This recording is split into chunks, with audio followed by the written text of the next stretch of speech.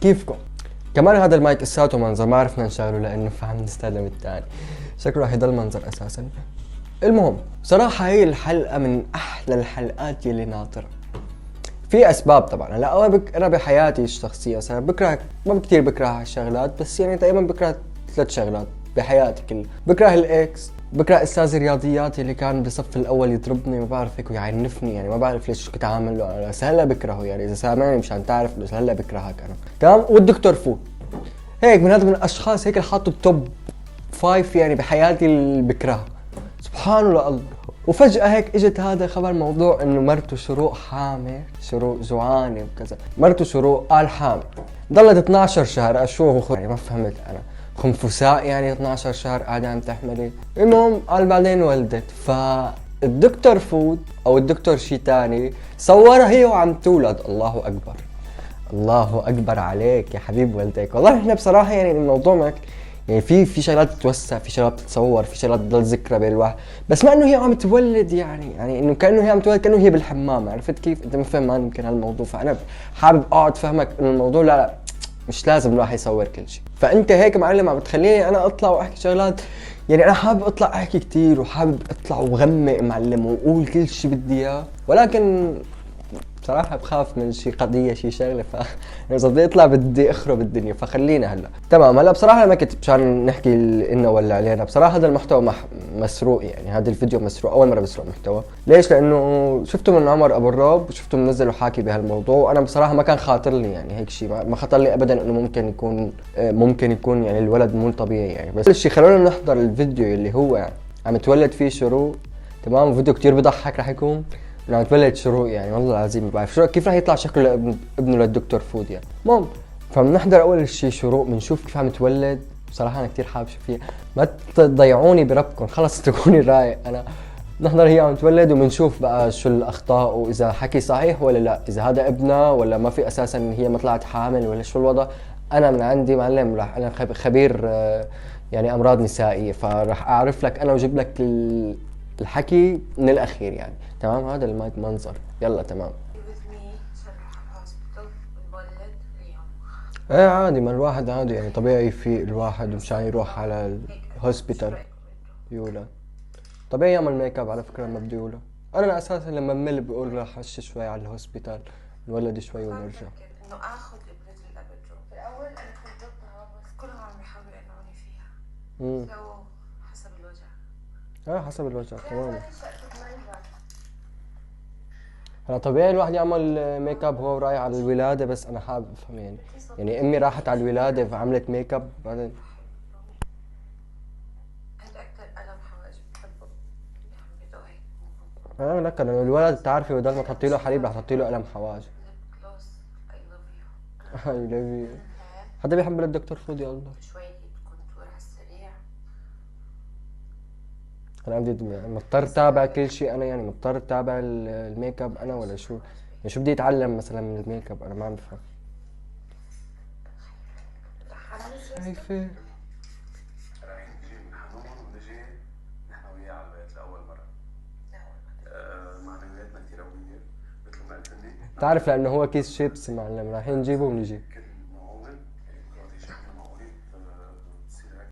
ثواني شوي، استفزني شغله انا، غير انه هي عملت ميك اب، هذا ما بقى توقع بشرفها. هذا انه غير انه هي عملت ميك اب وطلعت ورايحه على الهوسبيتال ولت، بتعرف لانه هي كيس شيبس الواحد، يلا رايحين نجيب الولد ونجي. مبدئيا الواحد لما بده يروح على ولاده ما راح اقول لك انه ليش حامله ميك اب، هذه حريه شخصيه. بس لما الواحد بده يكون رايح على ولاده طفل بني ادم راح ياكل ويشرب ويعيش ويصير فود ان شاء الله دكتور فود، اكيد ما راح يجي ابنه يعني شيء عالم ذره. فالعالم بيقولوا ان شاء الله اذا الله راد رح يجي الولد، اذا يعني شغله هيك شغلات يعني. ما عم لك انا ما جاينا بنحكي موضوع ديني ولا موضوع الهي، بس الواحد يعني على الاقل كلمه بتنقال يعني ممكن الله موتك الى انت وياها بنفس الوقت قبل ما تروحوا تجيبوه وتجي. يعني حكي هذا مثل كانه تحدي للاراده تبعت رب العالمين. يعني انت ما لازم يعني غلط كثير غلط انك انت تقول انه رايحين نجيبه ونجي تمام. فخليني كفي الفيديو انا يعني مشان انا بس اعرف شو بدي اعلق اسا عليك. يعني احتمال هلا اروح لعندك اضربك، ما بعرف شو ممكن يصير معي انا بصراحه يا دكتور فود. خلاص ما فيك تتحمل يعني الاول هو القسم اللي بيكون فيه توليد اللي هو خفيفة شوي بس خلاص يعني نحن ايه لا عادي عادي ولادة يعني. يس حصل خير والدي هلا بالليل بقول تمام والله هيدا شكل واحد رايح تولد يا شباب. بدنا نصور بقلب الغرفة. خطوه بنشوف يكون بتاخدي اول خطوة كيف الضغط على العالم الضغط. بدنا نعمل على الآلتين نفوت على غرفة البيبي الممرضة كمان حامل. ونشوف نسمع الريتم تبعه للبيبي ونشوف مغسلتك نشوف هول كلهم. هنا. ما شاء الله هي مشفى. ايوه يلا نامي. نامي عادي الدكتور فودي يعني ما غريب. ايوه بطنك مبين كلياته بس اذا انتبهت يعني انت ما حسيت بشيء غلط يعني ما حسيت انه انا عم انزعجت انه بطنها لمرتي عم يبين وكذا. الساعة 23 و13 دقيقة 13 دقيقة. اما شو هالممرضة هيدي الاسبوع؟ شباب مثل في بقر بالمشفى يعني بيعالجوا هذا غير البقر يعني بيعالجوا بقر وبني ادمين. ما بدي اشوفه للبيبي انا بيشبه الدكتور فود ما بدي. انا بدكتور فود واحد ما خلصانين اسا دكتور فود تاني والله العظيم الحياة كتير صعبة على فكرة. يا الله يا الله انا شو بدي استحمل لا استحمل. شو هيدا؟ ثانك يو زنزان. اسمه وين بالنص قلت له اسمه ووقت الولادة اللي بيجي فيه هلا الساعة لسه 1:04. انا بدي انا ناطر بس لحتى يفوت بالثقيل عرفتوا كيف؟ ناطر لحتى يبلشت ولادة يعني. بلشت الطلقات القوية يا هلا الله يا الله. هلا طبعا استاذ عارف الصوت شوي سرعني لانه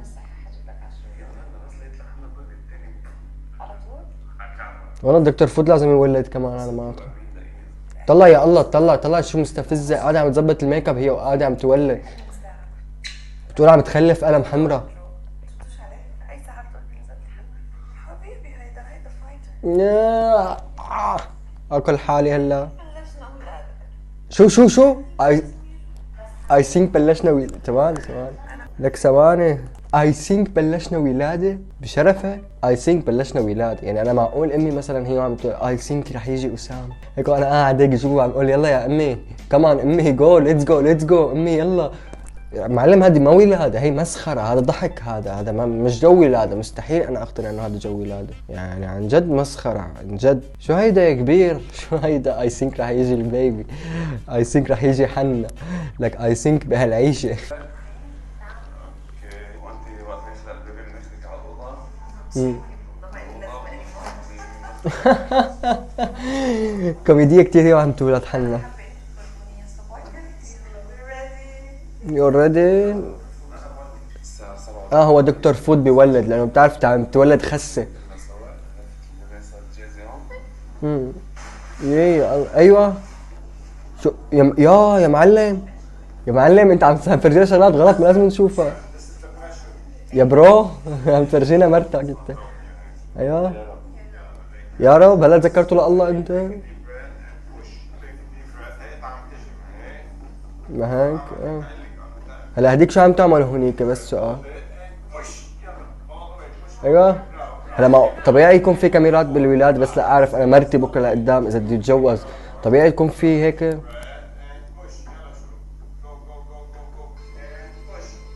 هلا هي عم تولد عن جد.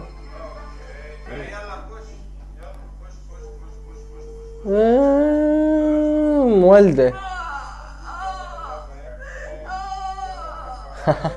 يا اخي والله العظيم اقسم بالله صريخك لحن جميل جدا. يس It's coming. يا شباب انتوا عم تودوا بفرنسا.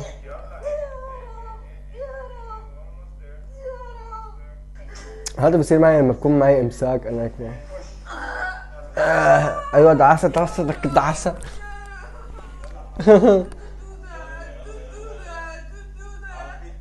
تو ذات شو is coming out. ايه شو لا بلشنا بالغلط. يلا ايه شدي. يا الله دخيل اسمك. ايه جاب له هدية ولادة. I think رح يجي البيبي. اوف الحمد لله اجا الولد اجا حنا. شو بدي احكي.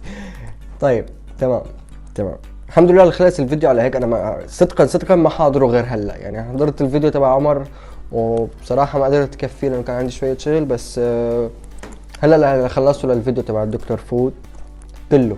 هلا بدنا نحكي بصراحة انه موضوع تمثيل وما تمثيل هو اي شكل ما بيوحي ابدا انه هي بتخلف بني ادمي. يعني اقسم بالله انا صلي 20 سنة عايش وكل ما اطلع على الدكتور فود ما بعرف يعني هو شكله بيشبه البني ادمين بس مش بني ادم. هذا البني ادم مش طبيعي يكون بني ادم طبيعي. مش معقول واحد يصور مرته عم تولد يعني. هذا مش انسان. هذا جماد ما في احساس يعني بصراحه. يعني نحكي بصراحه يعني بدك تحسس من كلامي يعني ما عندي مشكله. هيك انا ببطيئك يعني اقول لك اياها بصراحه. عن جد بكرهك والله العظيم بكرهك. دكتور فوت مستفز. عم تصور مرتك بالمشفى مستفز زلمه مستفز. عم تولد مرتك معلم. شفنا اجريه شفنا بطنه شفنا كل شيء معلم. عم تولد مرتك يعني اعطيها شويه خصوصيه يعني. ابنك بس ليكبر مثلا يقول لك بابا انت ليش عم تصور لي امي انا وعم بولد. هي يعني هي عم تولدني وانت قاعد عم تصورها بابا يعني. انت عبيط يعني بابا. هيك بده يقول لك ابنك طبيعي يعني. ما هو حق. ما في حدا في العالم بيصور مرته وهي عم تولد. بس نقول انه تمثيل مش تمثيل يعني. مش تمثيل اكيد مش تمثيل يعني. في بني ادم نزل من بطنها يعني. هو بعد 10 سنين رح نكتشف يعني انه هو بني ادم ولا لا. بس انه في بني ادم نزل من بطنه في صبي صغير. اوكي هي عم معقول ما في حدا في العالم مستحيل حدا في العالم يكون عم يولد وعم يظبط الميك اب بنفس الوقت. هذا شيء من عجائب الدنيا اللي 8 صاروا يعني. عجائب الدنيا كانوا 7 بنعرفهم. الثامنه هو الدكتور فود لانه مستحيل في واحد هيك ما بيغار كل هالشيء يعني. ايه بس انه موضوع تمثيل لا مش تمثيل. انا بعطيك اياها من عندي معلم. الولد ولد طبيعي. الشيء انه تفاهه فهو كتير تفاهه. صار في يعني كتير تفاهه انك انت تصور بيوم ولاده مثلا. الموضوع ما بيفيدنا ابدا. نحن اكيد بنعرف كيف الولد بيجي. اكيد بنعرف انه الاولاد كيف بيكونوا اول ما يجوا. بنعرف جو المستشفى يعني. بس انه نصور مرتي هي وعم تولد هذا الشيء بشع كتير على فكره. يعني انت عم تعاملها كمرتك ما عم تعاملها كخسه يعني. مثلا يعني الخسه ايه ممكن تولد يعني. ممكن نصدق انه الخسه تولد بني ادم بالدكتور فودي ولد بني ادم مستحيل. فبس بصراحه يعني في كتير شغلات ما مفهومه يعني. ما مفهومه ابدا. بس مو لانه تمثيل لا لانه هي العيله بذاتها ما مفهومه يعني.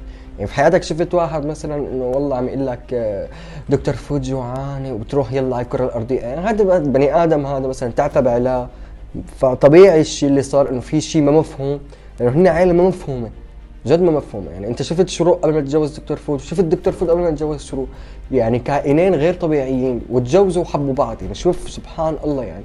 الطيور على اشكالها تقع فمش طبيعيين اثنين. فعادي كتير انه يكون في جدل على هالموضوع هذا وعلى موضوع ولادتي. وبكره بعد 10 سنين 15 سنه بتشوف انه للدكتور فود كمان بتشوف انه في جدل عليه انه هو مش طبيعي كمان. عرفت كيف يعني؟ بكره ممكن ابنه للدكتور فود يتجوز وكذا تجي مرته تقول له اي ثينك رح يجي البيبي هلا يلا يا الله. فعادي الشيء اللي صار عادي. هن عيله ما مفهومه فطبيعي انت ما تفهم الموضوع شو صار وايمت ولدت وشو ولدت ولا ما ولدت. بس موضوع انه هي صار لها 11 شهر حامل فهو موضوع طبيعي جدا يعني. ابنه للدكتور فود وابن شروق كم شهر رح يضل يعني؟ بني ادم طبيعي رح يضل 9 شهور صح ممكن يكون في 8 تمام. هذا بني ادم طبيعي يعني. بيجي مثلي مثلك مثل اي حدا عم يتابع بشوفه بني ادم ماشي بيقعد وبيتعايش على نفسه. ابنه للدكتور فود بده 11 شهر بده 11 شهر عن جد بده. لان ليستوعب ابنه للدكتور فود لياخذ الشغلات اللي هو الدكتور فود عاطيه اياهم فبده كتير وقت ليصير انه هو مو تمام. عرفت كيف؟ فما بستغرب انه ضل 11 شهر لانه الولد اساسا يعني. واحد عايش جوا شروق يعني شو راح يكون. بس انت شخص مستفز شخص عم تشوه يعني. فرجيتنا شغلات كتير بشعة يعني. الحس الغيرة عندك شوي بالمرة يعني. حتى ببلاد اوروبا ما بيصوروا هيك شيء. شخص مستفز عم تتعامل بفوقية جدا مع العالم لما بتكون. وانا بشك اساسا انك بتفهم بالاكل بشكل عام يعني. انا متاكد انه انا بفهم اكثر منك يعني. انت مش دكتور فود انا دكتور اسامه اقسم بالله بفهم اكثر منك تمام. وشروق نفس الشيء مستفزه، يعني وحده رايحه تنزل على عم تحط ميك اب، في شغلات مستفزه. تمام. فكل العالم اللي بتكرهها وكل العالم اللي بتحكي عليك صدقني هن ما حتى قاعده معك معلم. الشغله الثانيه يا سيدي، مبروك على البيبي الجديد، وانتبهوا عليه، وقد ما فينك معلم ربيه على الشغلات الصح والحلوه، لانه هو جاي بصراحه بزمن مش حلو يعني. تمام. فاعتني فيه يعني، ومبروك بالنهايه ابنك يعني، ما راح نقول لك اكثر من هيك. بس وهيك بنكون خالصين الفيديو. اذا عجبك الفيديو اعمل لايك واشترك بالقناه، اذا ما عجبك الفيديو روح اكتب له للدكتور فوت بالتعليقات مبروك. تمام. وما تنسى تتابعني انستغرام، ما بعرفش انا بس ما بفتح انستغرام، بس انه يعني تابعني مشان صار ما صار. وبس. واكتب لي رايك بالكومنتات انت اذا هو تمثيل ولا ما تمثيل، ولا الدكتور فوت بني ادم ولا مش بني ادم، كمان اكتب لي اياها، ضروريه جدا تكتب لي اياها. وسلام. العبد لله سلطان السلطان السلطان، العبد لله سلطان السلطان السلطان، العبد لله سلطان السلطان.